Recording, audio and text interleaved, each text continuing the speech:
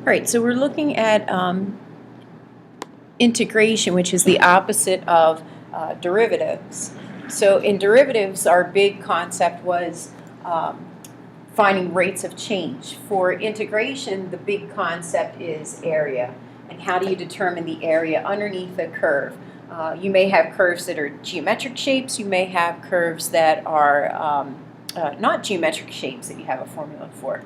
So some of the notation that you need to know that you haven't seen yet, since we're doing this chapter kind of out of order, is this integral symbol. It looks like an elongated S.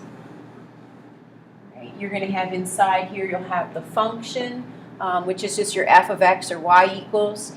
There'll be numbers on the ends of these, this elongated S, and they're called our bounds for integration. That's our starting point and our ending point. You start with this bottom number, you end with the top number. And sometimes the bottom number is the smaller number, sometimes it'll be the larger number, and that'll affect how you find your area. So if we look at how you actually find this area, so if you look at this first one here, we'll start by graphing this. And this inside part here, this 4, is our equation. So we're going to graph the line y equals 4. Here it is. And we're going to find the area. My bounds for integration are from 1 to 3. So we'll have vertical lines at 1 and 3. And we're finding the area down to that x-axis there.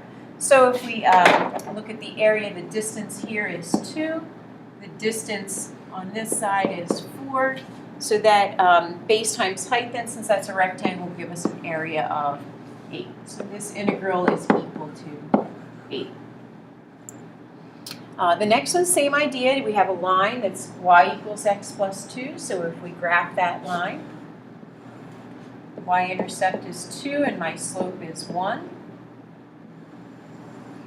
Line that looks like that. And the bounds for integration for this are from 0 to 3. So I'm looking at this shape right here, which is a trapezoid. So the area for a trapezoid is 1/2 the height times the sum of the bases. So if you look at this trapezoid, then this is my height. It's the space between the two parallel sides. And the parallel sides are my bases. So the one on the left has a height of 2.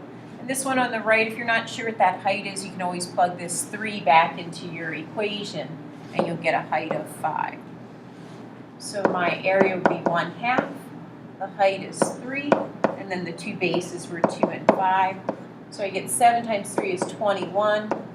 Divided by 2. So 21/2 is that area. And then the last one here, I have square root of 4 minus x squared. If you look at that graph, that's the graph of a semicircle with a radius of 2. Right, so this is the area that I'm looking at. Area of a circle is pi r squared, so this will be half pi r squared. My radius is 2, so 2 squared is 4 times that half would give me an area of 2 pi.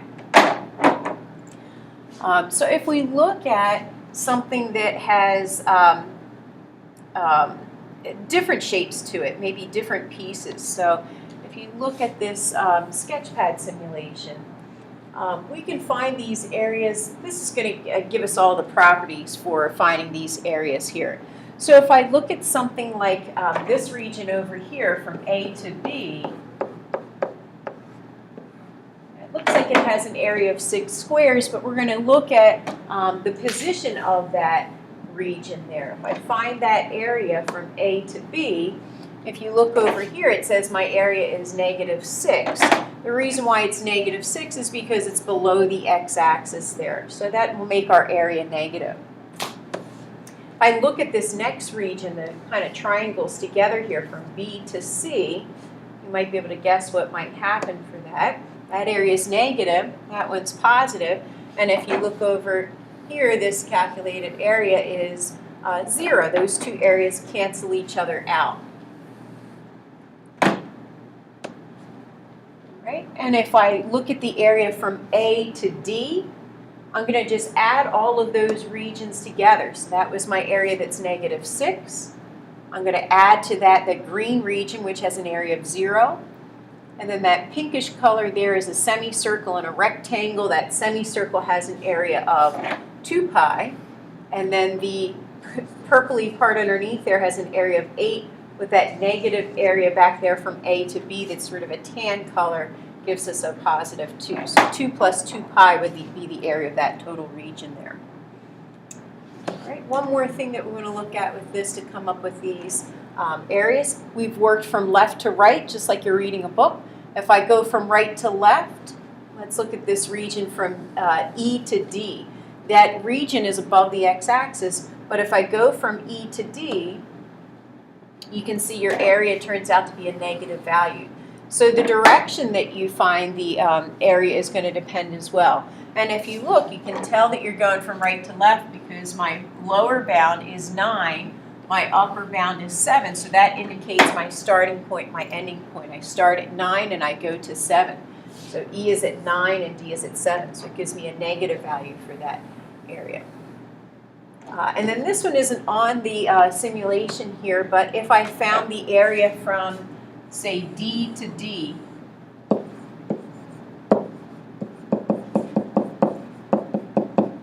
so I don't have any space for my width or my base there, so this area is going to be 0. I don't have a two-dimensional or two-dimensional figure there. I don't have a base for that one. So if the bounds are the same, then you're going to have an area that's going to be 0. Okay. So let's look at some applications of this. These were just all of the properties that we just talked about using that simulation there. If I go from A to B, if I rearrange those bounds and go from B to A, it makes my outcome the opposite. We said if the bounds were identical, then your area is 0 because you don't have a base for that. This next one, this is where we added the areas together, my area from A to B. If I add to that my area from B to C, I get the total area from A to C. So that's the third property there. This fourth one, we didn't do anything with this. This is kind of the same idea as when we did for derivatives. If I have y equals 3 sine x, and I had to find the derivative, I can put that 3 out in front and just take the derivative of sine and get cosine. The same idea holds true for integration. If you have a constant that's multiplied by your function, you can put that constant out in front. Remember, that means there's no variables with it, no x's or anything like that. And then the last one's kind of the same thing that we talked about up here, where you can separate the equations. You can find the area for each piece. If they're added together here originally, we can separate them and keep them as addition, or if it's subtracted, we can keep it subtraction. All right. So if you look at, here's some examples. They don't give us a graph. We don't really need a graph. They gave us the values here. From 0 to 5, I have an area of 3. From 5 to 7, I have an area of 8. So if I go all the way from 0 to 7, that's both of these together, I'm just going to add those areas together and get 11. The next one uses that property where I change the bounds. So instead of going from 0 to 5, I'm going to go from 5 to 0, so it just makes this value the opposite. If my area, my bounds are the same, I have no area in between there, so my integral is equal to 0. And then this was the scalar one. I can put that 3 out in front. My directions there say from 5 to 7, I have an area of 8. With this 3 out in front here, it would be 3 times that 8, or 24. All right, and then let's look at another type of example here. So finding the integrals for signed areas, they gave us a graph. They said, or an equation, they said the integral from 0 to pi of sine x is 2. So if I do a graph of the sine function,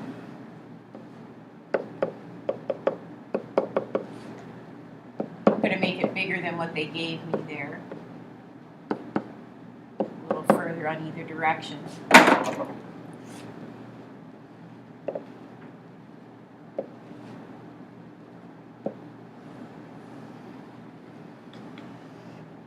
Right, and knowing some of my properties for my sine function, I know that my sine function is an odd function, and I know that I have some symmetry with some of these pieces here too.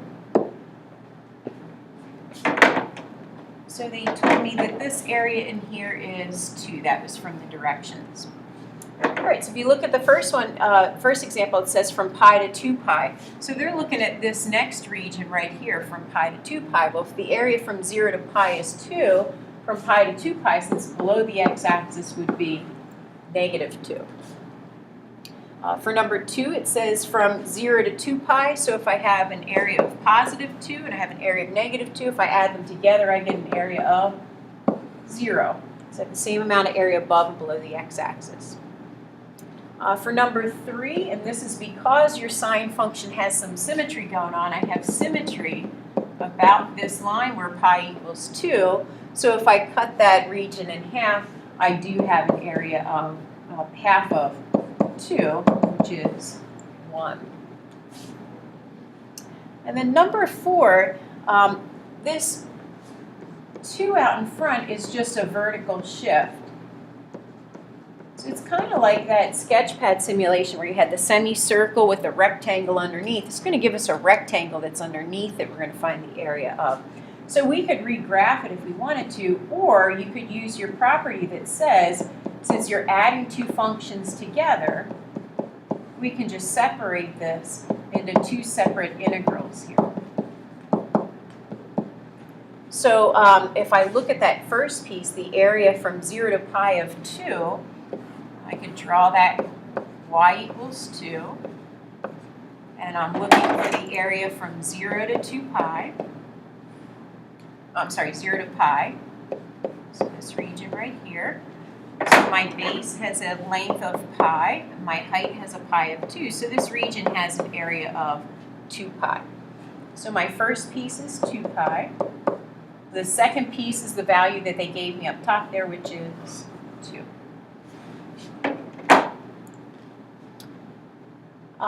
The next one there is the scalar that's out in front. We talked about, just like we did with integration there, I can put that 2 out in front of the integral and just find the area from 0 to pi of sine x, which would be 2 times this area they gave me, which was 2, which would give me an area of 4. I'm going to erase some of this and slide this here. Let me slide this up some. And I'm going to keep that graph on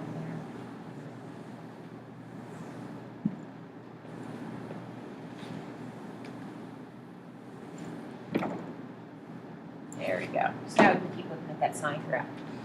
All right, so this next one here, number 6, this inside here, this minus 2, shifts my graph to the right. The same graph, it's just a phase shift or a left-right shift for the graph. And then if you look at your bounds, my original bounds were 0 to pi. If you look at the new bounds, those bounds are also shifted to the right 2 units. So really, you're looking at the same exact graph. It's just all shifted to the right 2 units, but you're still going to have the same amount of space that you're dealing with. So this area is still going to be 2, just like it was in the original one.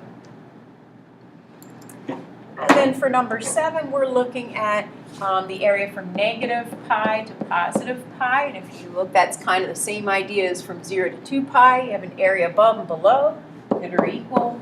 So it has an area of 0. And then for number 8, you have cosine x. And you know the sine and the cosine graphs are very similar. Their starting points kind of a different spot. So if I look at the cosine graph from 0 to pi, my cosine graph will start at 1, it ends at 1, and halfway between it would be at the opposite, which is negative 1. So it kind of looks like the sine graph. It's just shifted over a little bit. And they want to know what's the area from 0 to pi. So we're looking at these two regions here. And we know that that area is going to be the same since it's an even function there. So we have an area of 0 for that cosine. And then number 9 talks about what if these two bounds are the same value but opposite symbols? Kind of like we had here for number 7. Does it matter that it's negative pi to positive pi? Could we go further than that or less than that? What kind of area are you going to have? And you're always going to have an area of 0 if k and negative k are the same values, just opposite signs, because you have symmetry with the origin there.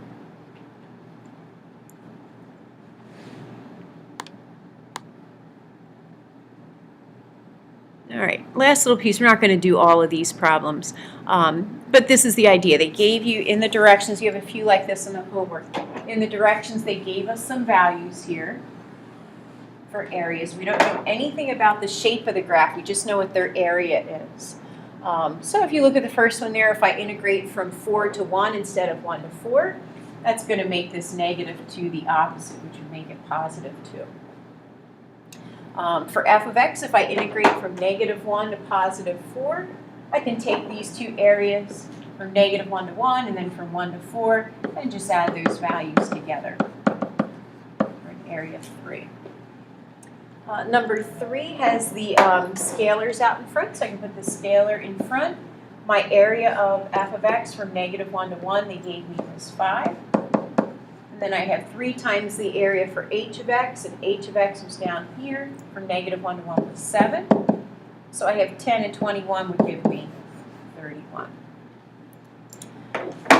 So the next one they said from 0 to 1 for f of x. So if you look up at your equation there, the common mistake would be to say it has to be half as much. It doesn't. It could be anything. You have to see what that graph is going to look like. So this one cannot be determined. And here's why. I'll give you a graph you can see. So if you look at this graph, from negative 1 to positive 1, the only thing that we know is that the area is 5. You could have a graph that looks like anything. It could go like this, and all of this together, above and below, could have an area of 5. You can't assume that you're going to have something that's symmetrical, like that, where you have an area of 2.5 and 2.5 together giving you an area of 5. So we can't make that assumption for number 4. Kind of the same idea for number 5. We're looking at h of x. It's this equation here. They're saying if you extend your graph and go from negative 2 to positive 2, what's your area going to be now? Well, we don't know that we have symmetry, so we can't say it's just going to be doubled that 7. We would need to know what the graph looks like. So that one can't be determined either. And then finally, the last one here, number 6, if we go from 1 to 4 for f of x, so from 1 to 4, that's this value of negative 2. And then if I integrate from 1 to 4 for h of x, well, if you look at your h of x, it doesn't go from 1 to 4. It only goes from negative 1 to positive 1. So I can't figure out what that value is, so I can't add these areas together because I don't have a second area there that I can add.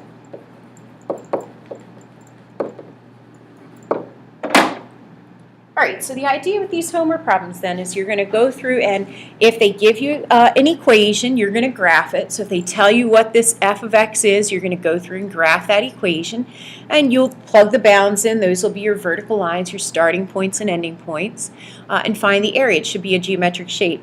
If it's not a geometric shape that you know the area for, they may give you something like this in the directions here that will allow you to use the formulas for integration there.